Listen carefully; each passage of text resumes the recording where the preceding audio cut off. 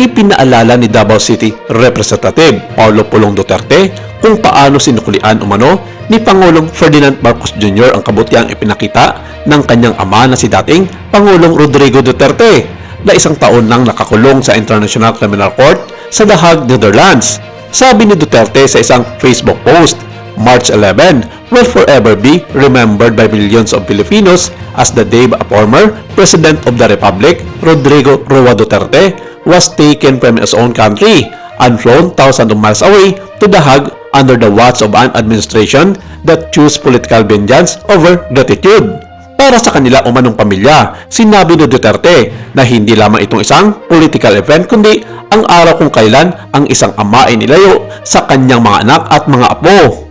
What makes this moment even more painful is the bitter truth behind it. Dagdag pa ni Duterte, ayon sa mambabatas, pinayagan ng kanyang ama na may libing si dating Pangulong Ferdinand E. Marcos Sr. sa libingan ng mga bayani, isang desisyon para sa pagkakaisa, paggalang at pagrespeto sa kasaysayan.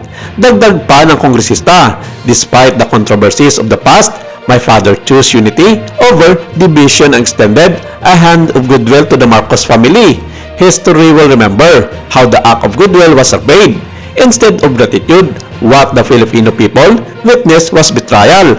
Instead of respect, they saw a former president handed over and humiliated before the world. Ayon pa kay Duterte, hindi bulag ang mga Pilipino at hindi nila makakalimutan ang pangyayaring ito.